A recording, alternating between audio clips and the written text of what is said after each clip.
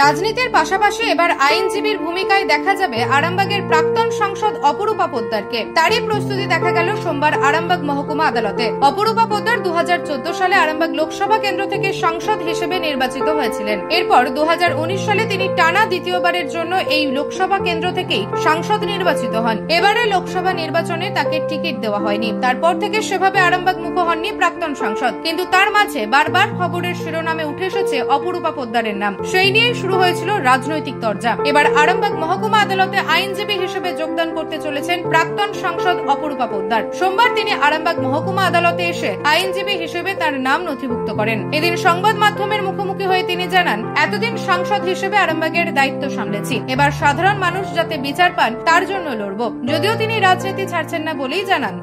না, আমি তো 2013 সালেই ল পাস করেছিলাম, আর তারপরেই আমার নেত্রী আমায় পার্লামেন্টে পাঠিয়ে দিয়েছিলেন।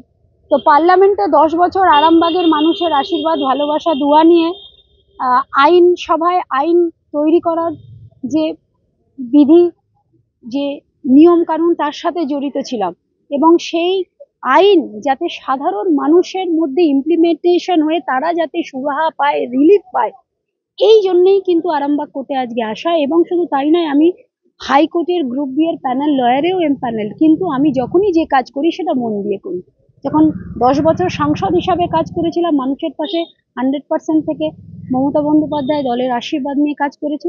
এখন আমি মনে করেছি যে এখানকার আমি সাংসদ হিসাবেও দেখেছি যে কাজ করতে গিয়ে কত মানুষ লিগ্যাল অ্যাডভাইসও আমার কাছে নিতে এসছে, তারা অনেক জায়গায় সুরাহা পায়নি। সেই তাদের বেদনার কথাগুলো আমার চোখের সামনে, আমার মাইন্ডে যেন সবসময় একটা কোথাও নক করতো। তাই আমি আজকে এখানে কোর্টে এনরোল করলাম। কারণ আমি 1 মাস ধরে আমার বাবার যেহেতু অনেক মাল্টিপল সার্জারি হয়েছিল বলে আমি বাবাকে নিয়ে একটু ব্যস্ত ছিলাম, তার শারীরিক কারণের জন্য। এখন বাবা সুস্থ, মা তো এমনিতেই কোমায় আছে, কিন্তু এটা আমার মায়েরও অনেক দিনের ইচ্ছা ছিল যে আমি ল পড়ি, আমি ল প্র্যাকটিস করি। শুধু তাই নয়, 2019 সালে যখন আমি সেকেন্ডবারের জন্য আমি ভোটে দাঁড়িয়েছিলাম, তখন আমি LLM এরও পরীক্ষা দিচ্ছি একদিকে ভোটেও লড়ছি। তো মানুষের আশীর্বাদ, মা বাবার আশীর্বাদ, মমতাদির আশীর্বাদ নিয়ে জীবনে এগিয়ে যাওয়া এবং পজিটিভ মানুষের সাথে থেকে পজিটিভ কাজ করে সোসাইটিকে পজিটিভ কাজ হেল্প করা, এটাই আমার কাজ। আমি আজকে এনরোল করিয়ে নিলাম, এবার আমি কাল থেকে করতে পারি, পরশু থেকে করতে পারি। এখানে আমি আমার স্বাধীনভাবে কাজ করব মানুষের পাশে থেকে, আমার কোনো হাত পা বাঁধা থাকবে না। আরামবাগ তো আমার বাড়ি, পারুলে 2 নম্বর ওয়ার্ডে আমার বাড়ি।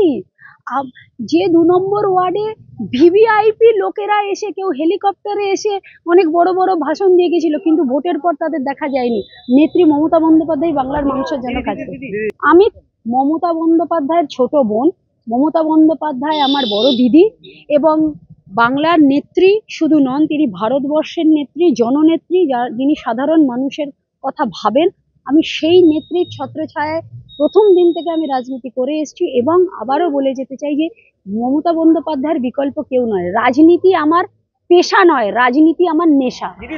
আমি আবারও বলে গেলাম যে রাজনীতি আমার পেশা নয়, রাজনীতি আমার নেশা। মমতা বন্দ্যোপাধ্যায় আমার নেত্রী।